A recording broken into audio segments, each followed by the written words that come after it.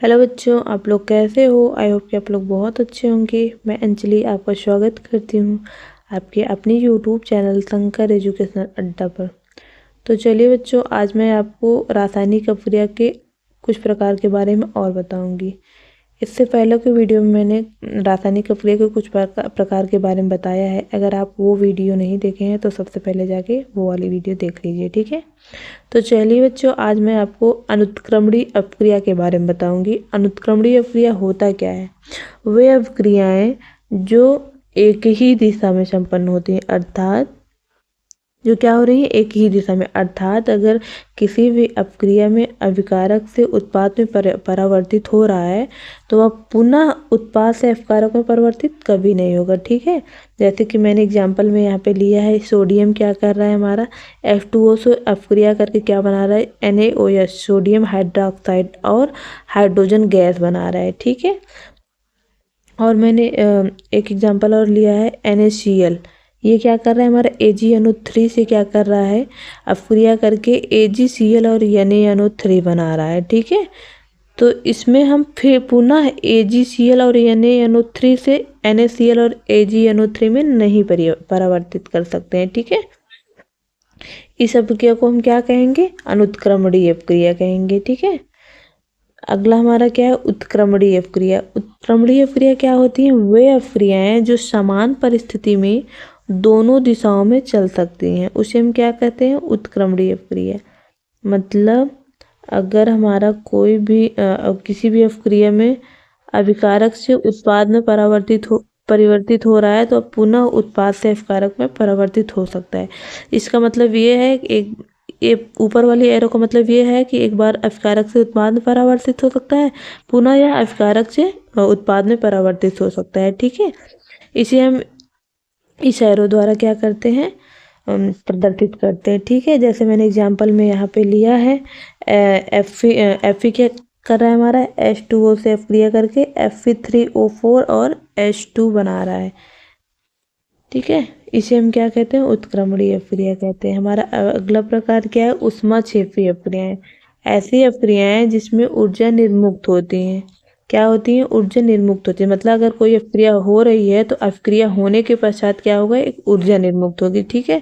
जैसे मैंने एग्जाम्पल में लिया है, CH4 क्या कर रहा है, O2 से अपक्रिया करके CO2 और H2O, और उसमें क्या हो रही है, ऊर्जा निर्मुक्त हो रही है, ठीक है।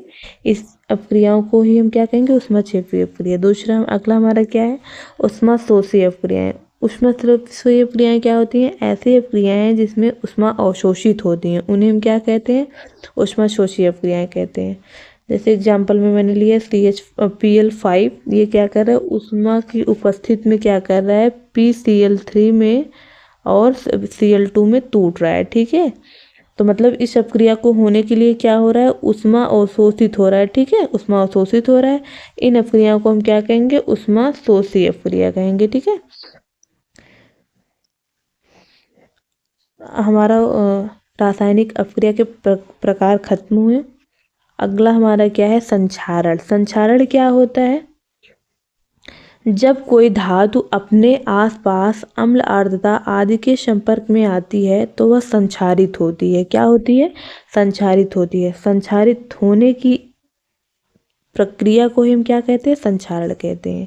अर्थात कोई भी धातु हो गया या फिर और कोई पदार्थ हो गया, क्या हुआ, या तो अम्ल के आसपास, अपने आसपास क्या हो, या तो अम्ल के क्षेत्र में या आर्द्रता में किसी के संपर्क में आने पर क्या हो जाएगी, वो धीरे धीरे धीरे धीरे संक्षारित होती जाएगी।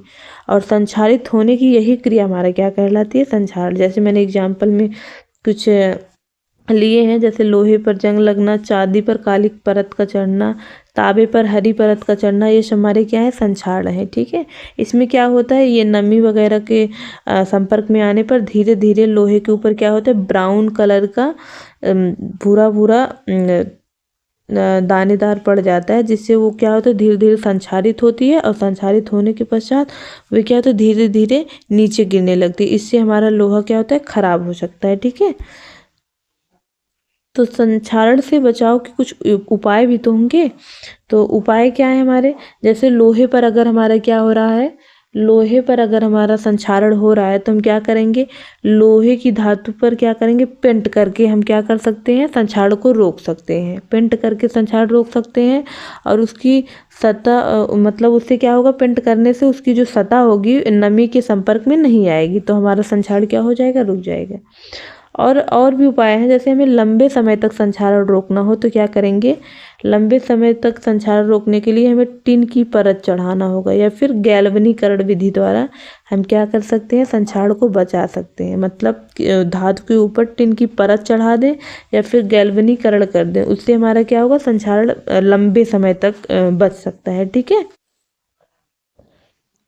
हमारा अगला टॉपिक क्या है, विकृत गंधिता। विकृत गंधिता क्या होता है, वसा युक्त और तैलीय खाद्य सामग्री वायु के संपर्क में आने पर उपचयित हो जाता है, जिसके कारण स्वाद और गंध में परिवर्तन हो जाता है। मतलब कि उपचयित हो जाता है, उससे क्या होता है, उसके स्वाद और गंध में परिवर्तन हो जाता है, वही हमारा क्या कहलाता है, विकृत गंधिता कहलाता है। ठीक है, विकृत गंधिता से उसके कुछ उपाय भी हैं, हमें हमारा पदार्थ क्या होगा, विकृत गंधिता नहीं होगी। जैसे कि तैलीय या वसायुक्त खाद्य सामग्री है, उसको हम विकृत गंधिता से बचाने के लिए उसमें क्या करेंगे, प्रतिऑक्सीकारक पदार्थ मिलाएंगे। ठीक है, क्या मिलाएंगे, प्रतिऑक्सीकारक पदार्थ मिला के हम विकृत गंधिता को क्या कर सकते हैं, रोक सकते हैं। अगला क्या कर सकते हैं, रेफ्रिजरेटर में रखने पर भी कुछ सीमा तक क्या हो सकती है, विकृत गंधिता से बच सकती है। रेफ्रिजरेटर मतलब फ्रीज में रखकर हम विकृत गंधिता से बचा सकते हैं किसी भी पदार्थ को। ठीक है, तो चलिए बच्चों, आज के लिए इतना ही। हम फिर मिलेंगे अपने वीडियो में, अगले वीडियो में। तब तक के लिए नमस्कार।